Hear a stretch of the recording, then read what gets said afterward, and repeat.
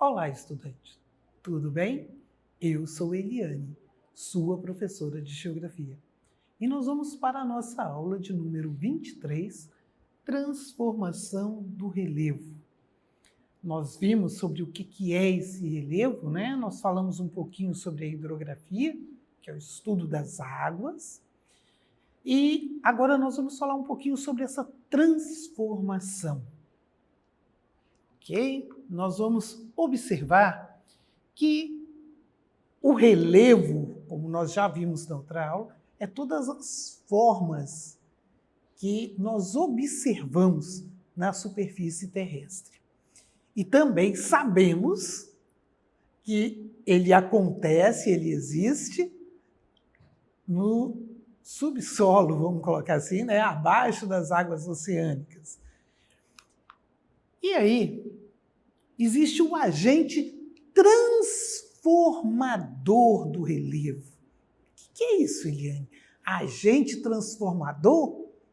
Agente é funcionário público? É funcionário privado?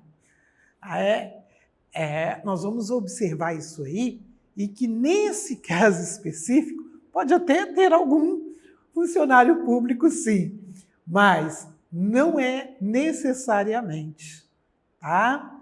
Porque esse agente aí é o instrumento que vai transformar, tá? E esse agente pode ser interno. Interno aí não é que trabalha dentro de um escritório fechado, não. Tá? Esse agente interno aí é o que trabalha no interior da crosta terrestre. Tá certo? São as ações, aqueles movimentos que nós já vimos na formação do planeta, que eles ocorrem ali abaixo da crosta. E isso é muito importante a gente conhecer. E também existe os agentes externos. Então é o homem, inclusive tem duas pessoas nessa foto. Mas nós vamos ver que existem agentes que atuam na natureza e que não é só a natureza, tá? E não é só o homem. Existem os agentes naturais, externos, como o quê? Nós vamos ver aqui o vento, a chuva, o sol. Tudo isso, tudo que nós sentimos. Vou dar um exemplo. Às vezes você está andando na rua e tem um vento, aí cai um cisco no seu olho. É um sedimento que o vento trouxe. E isso ele retirou de algum lugar. Então, ele mudou alguma coisa. O detalhe e a diferença é que a natureza, os agentes externos, em grande parte das vezes, tá? Na maioria das vezes, age lentamente. É claro, às vezes cai uma chuva torrencial, tem um desmoronamento, um abalo, né? Mas quando acontece dos agentes internos entrarem em ação, a transformação é mais rápida. Um vulcão, aquilo ali tem uma mudança muito rápida em toda a área, não é verdade? Um terremoto, nós vamos ver sobre os agentes internos. Agora, o homem atua também e muda muito toda essa paisagem que nós temos. O homem, o ser humano, nós vamos colocar assim, é o maior agente externo. Por quê? Porque o homem atua intensamente, continuamente, mudando. Ok? As formas que atuam no interior do interior para o exterior, de dentro para fora, modificando a superfície do planeta, são provocados pelos agentes internos ou endógenos. Esses agentes, eles atuam de dentro para fora. O vulcão, vamos voltar aqui, olha aqui, ele expele a lava. O tremor, o epicentro, foi onde teve o choque das placas. E esse tremor, ele vem até atingir na superfície. Ok? Uma tsunami é uma força oriunda de onde? De dentro, debaixo das placas. E levanta toda aquela água.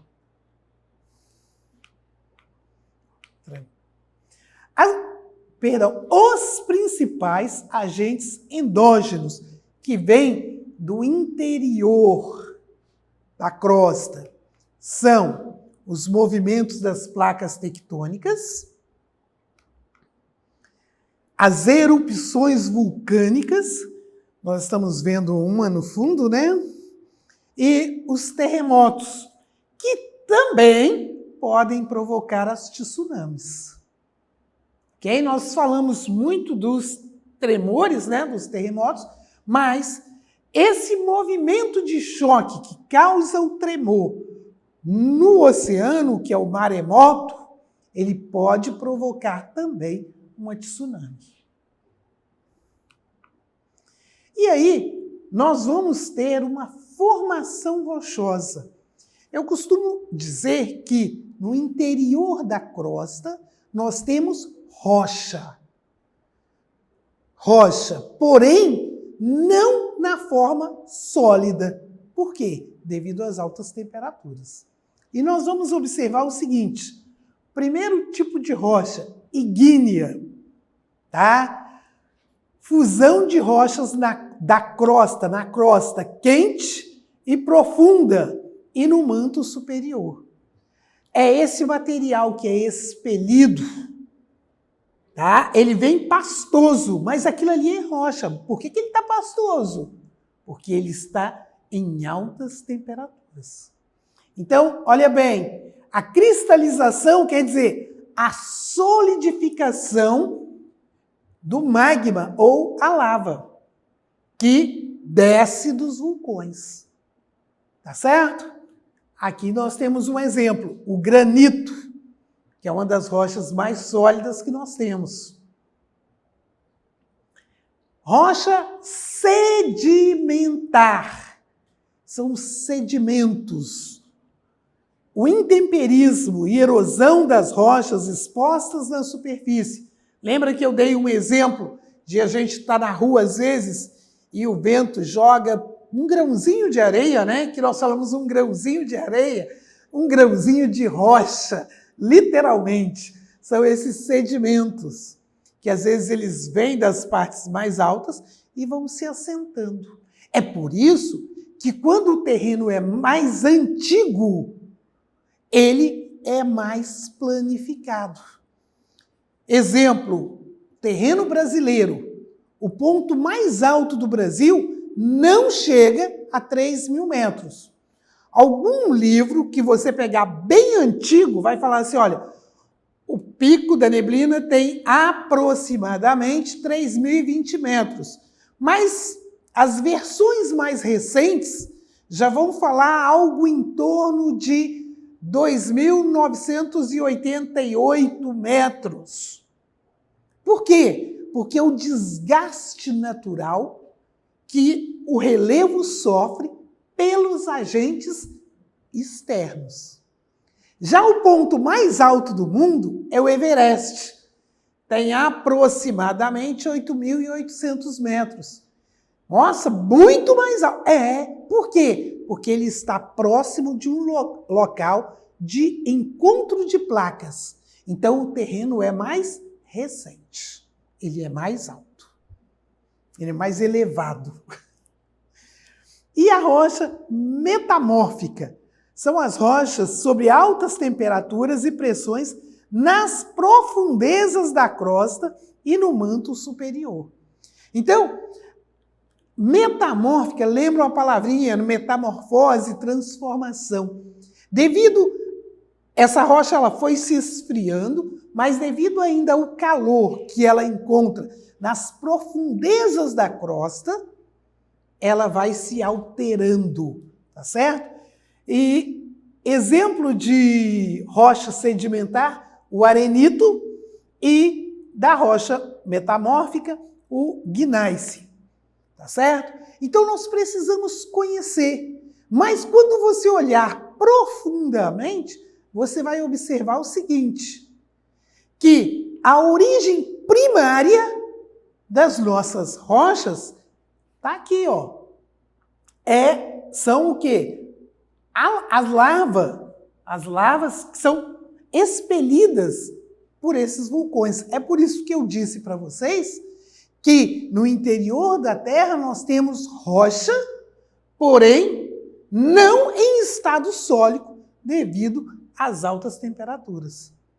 As rochas sedimentares é o quê? É a ação dos agentes externos sobre o relevo, que veio da onde? Foi formado através do quê? Dos muitos movimentos que nós temos no interior da crosta terrestre. Tranquilo? Assim, pessoal? Então, nós precisamos conhecer isso.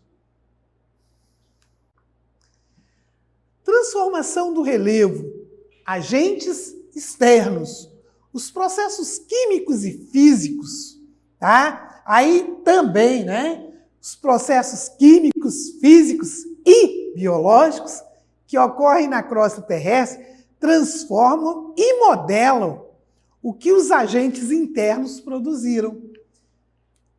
Olha só, esse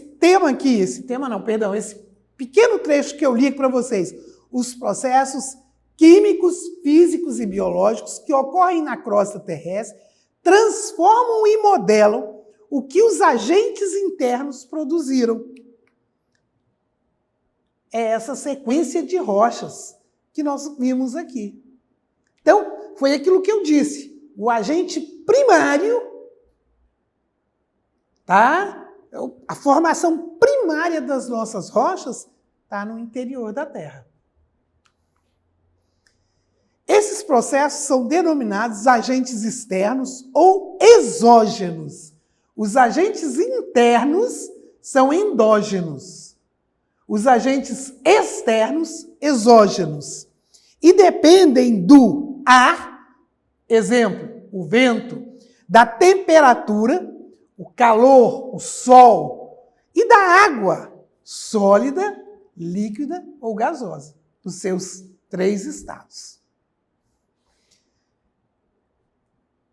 O Rio Amazonas, pesquisem, vocês vão descobrir que o Rio Amazonas, a sua nascente primária, está lá na Cordilheira dos Andes. É o derretimento de águas lá na Cordilheira dos Andes. E depois o que acontece? Ele vem trazendo aqueles sedimentos e produzindo a famosa planície amazônica ou depressão amazônica. Porque, na verdade, muito do que nós chamamos de planície amazônica foi comprovado, né, pelo seu Jurandir, um geólogo, e ele comprovou que muito do que nós falamos que é a planície amazônica, na verdade, é uma depressão geológica. A alteração das rochas e do solo devido à ação dos agentes externos chama-se intemperismo. E aí a gente vai brincar um pouquinho, né? É claro que vocês não vão ver isso aí na natureza, mas eu quis mostrar a ação do vento e que a gente sente no nosso dia a dia. Mas não é só a ação do vento.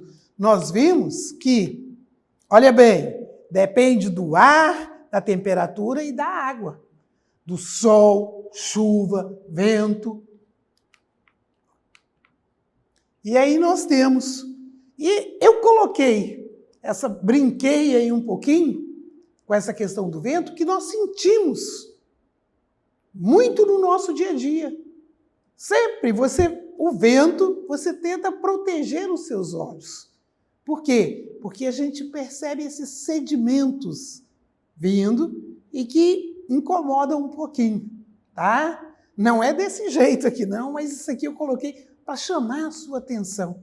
Por quê? Porque trazem os sedimentos das partes mais altas e vão assentando nas partes mais baixas. E com isso, esses agentes externos vão fazendo o quê? Nivelando o terreno. Quando eu falo de relevo da Europa, eu falo o terreno da Europa é muito antigo. Então, lá vai predominar o quê? As planícies. O terreno brasileiro é antigo. Viram que eu tirei o muito? O que vai predominar aqui? Os planaltos. Agentes modeladores do relevo. O vento, as geleiras, tudo isso, né? Os oceanos, as águas, elas vão formar o quê? O que nós chamamos de intemperismo. E estava faltando a chuva, tá? Chove, começa a chover, uma chuva um pouco mais forte. O que nós vemos acontecer nas áreas, por exemplo? Tem um asfalto, a rua é asfaltada, mas tem alguns morros próximos. De repente desce uma água amarela, não é isso? Por quê? Porque vem trazendo aqueles sedimentos das partes mais altas. E a gente chama de barro, não é isso? Mas na geografia, no dia a dia, no nosso social, nós falamos, desceu um monte de barro do morro. Mas, em geografia, nós vamos falar que desceram sedimentos. E eles vão se assentando nas partes mais baixas. Os agentes externos causam a erosão, que é o processo de desgaste das rochas e transporte do material desgastados e de partes do solo para outros locais. Esse transporte ocorre por meio do quê? Do vento, das águas das chuvas, dos rios, dos mares. E podem dar origem ao processo de sedimentação. Ok? Nós estudamos sobre planícies sedimentares. Formação do solo.